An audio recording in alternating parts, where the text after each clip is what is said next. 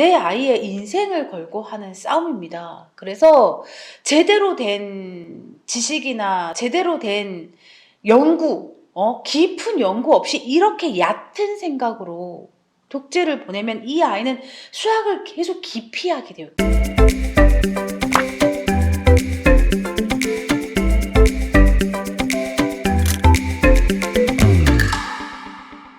여러분, 생케미 장학생 1호 지금 너무너무 애타게 찾고 있습니다. 어려운 환경 속에서 공부 열심히 하는 친구들이 있으면 저에게 사연을 보내주시고, 영상 아래에 보시면 더보기란에 그 장학생에 관한 링크를 걸어둘 거예요. 그걸 참고하셔서 본인도 괜찮고 본인 주변에 어려운 환경 속에서 진짜 열심히 공부하는 친구도 괜찮습니다. 저에게 많이 사연 보내주시고요. 제가 그 사연을 꼼꼼히 읽어보고 응답하겠습니다. 안녕하세요, 여러분. 생캠입니다. 여전히 재수에 대한 문의, 재수를 어떻게 해야 될까요? 저는 어느 학원이 좋을까요? 이 학원은 어떤가요? 난리가 납니다. 그러나 모두를 응답해드릴 순 없지만 지금 제 구독자들이 가장 저를 필요로 하는 시점이라 제가 최선을 다해서 하루에 이만큼을 하고 싶은데 이만큼 못하고 최선을 다해서 상담을 진행하고 있습니다. 자, 오늘 얘기해 보겠습니다. 오늘 이제 재수를 고민하는 내지는 또 캠프를 고민하는 분들도 같습니다. 어떤 고민을 하면 저는 수학을 못해요. 내지는 우리 아이는 수학을 못해요. 그래서 수학을 이렇게 상대적으로 많이 할 수 있는 독재를 선택하려고 해요.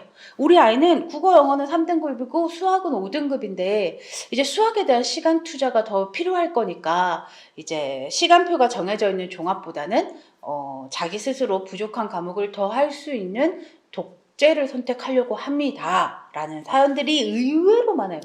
그러니까 부모님들, 학생들 생각해봐야 할 포인트 1번. 나는 왜 수학을 못할까? 내 아이는 왜 수학을 못할까에 초점을 맞추셔야 합니다. 수학을 못하는 아이들의 대부분은 수학을 싫어합니다. 그러니까 어느 시점에 수학에 대한 개념을 놓쳤을 수 있고요. 그 놓친 개념이 쌓이면서 수학 수업을 이해하기 어렵고 문제가 안 풀리니까 수학을 싫어하게 됐습니다. 근데 이런 아이가 수학을 극복해야 재수를 하건 뭘 하건 제대로 된 입시를 치를 수 있을 텐데 이 수학을 극복해야 하는 아이를 또 혼자서 시간표를 짜고 공부해야 하는 환경으로 들여보내면 이 아이는 수학을 또 피하게 될 거예요. 너무나 당연한 결과죠. 수학을 못하는 아이들은 수학을 싫어하고 수학을 싫어하는 아이들은 그래도 내가 수학 못하니까 수학 좀 해야지 하면서 수학을 펼쳤다가 수학이 막히면 또 자기가 좋아하는 국어 영어로 흘러갑니다. 이걸 꼭 막아서 수학이 힘들고 막혀도 하루에 몇 시간 이상, 주에 몇 시간 이상은 해야 된다는 그런 틀이 필요한 겁니다, 여러분. 이게 그래서 제가 물어봤어요. 아이가 이제 부모님이랑 상담을 했거든요. 아이가 독재를 고집하는 이유가 있나요? 라고 물으면 아이는 아니래. 아이는 아닌데 부모의 생각이래. 부모님들. 이게 재수는 제가 늘 이야기하지만 내 아이의 인생을 걸고 하는 싸움입니다. 그래서 제대로 된 지식이나 제대로 된 연구, 깊은 연구 없이 이렇게 얕은 생각으로 독재를 보내면 이 아이는 수학을 계속 기피하게 돼요. 기피. 여태까지 피했기 때문에 영어, 국어에 비하여 수학 등급이 현저히 낮은 것일 텐데 또 내 아이 스스로 컨트롤하는 환경에 보낸다? 내가 너무 이제 이 얘기를 듣고 너무 답답한 거예요. 이제 아이들 중에 인강에만 집중하는 4, 5, 6 아이들이 있어요. 인강 수업 좋죠. 필요하죠. 잘 나가는 강사들이 세팅되어 있죠. 근데 그 사람들이 하는 말을 들을 때 굉장히 재밌고 깔끔하고 좋지만 4, 5, 6인 내 아이는 그 사람과 대화할 수 없잖아요. 그 사람에게 나의 문제점을 이야기할 수 없잖아요. 이게 가장 큰 문제인데 등급이 낮은 아이들 중에 그냥 그거 듣는 것만 즐거운 아이들이 있어요. 근데 이런 아이들은 또 실강을 듣지 않으려 해요. 왜냐하면 그 재밌고 현란한 인간 강사에 비하여 실강 강사들은 말빨도 떨어지고 사실 재미도 덜합니다. 그러니 그 수업을 막 그렇게 7강을 듣고 싶지 않아서 문제인 아이들이 있는데 이 구독자님의 아이는 아이가 원하는 게 아니야. 그냥 엄마가 그냥 자기가 생각한 거야. 이렇게 되면 수학을 더하면 우리의 성적이 오르지 않을까?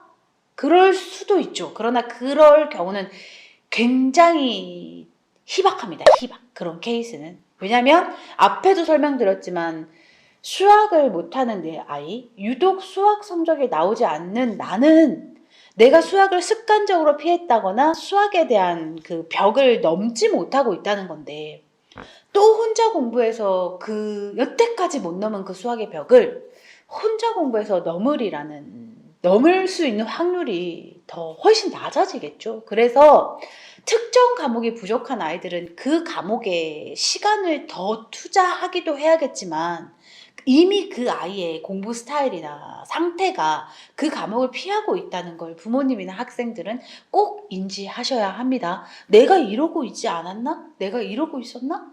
이런 생각들을 좀 많이 해야 합니다. 저는 재수를 시작하기 전에 꼭 생각 많이 하라고 말씀드리거든요. 나의 공부 방법의 문제가 뭔지, 나는 도대체 왜 이런 성적을 받게 됐는지, 또는 내가 이 성적을 극복하기 위해서 뭘 바꿔야 하는지, 뭐 이런 것들에 대한 생각이 많이 필요합니다. 종합이란 건 국어, 수학, 영어의 시수를 측정해줘요. 뭐 국어 8시간, 수학 12시간, 뭐 영어 4시간 이렇게 주당 우리 아이들이 공부해야 할 양과 이제 시간을 조절을 해주는데 사실 기본적으로 수학에 많은 시간이 세팅되어 있습니다. 뭐 수학의 분량이 방대하기도 하고요. 그렇다고 우리가 국어를 2시간으로 떨굴 수도 없어요. 왜냐면 내 국어가 1이 아니야, 3이야. 그리고 1등급이라 하더라도 국어를 떨굴 수가 없어요. 뭐 완벽히 끝나서 나는 언제 풀어도 1등급이야가 아니거든요.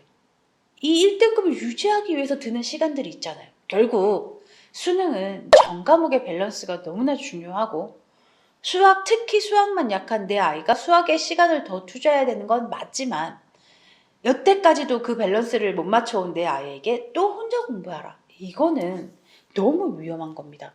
그래서 부모님들 저도 알죠. 잘 모르고 답답하실 수밖에 없어요. 왜냐면 부모님들이 전문가도 아니고 자식을 뭐 3명, 4명씩 재수를 시켜본 분들도 아니니 재수를 시작해야 하는 이 상황에 많은 고민을 하고 많이 생각을 하시는 건 당연히 알지만 그 많이 생각하고 많이 고민한 결과가 내 아이와 맞지 않거나 어긋나서는 안 된다는 이야기를 드리는 겁니다. 그래서 부모님들 간단하게 심플하게 생각하지 마시고요. 주변에 뭐 재수를 시켜본 부모님이 있으시면 그 부모님과 상의하셔도 좋고 근데 또 희한하게 부모님들이 공유를 안 하세요. 재수를 했다 하더라도.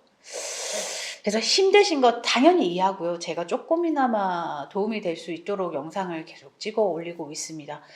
너무 답답하신 분들은 이 위에 사연을 남겨주시면 되고요.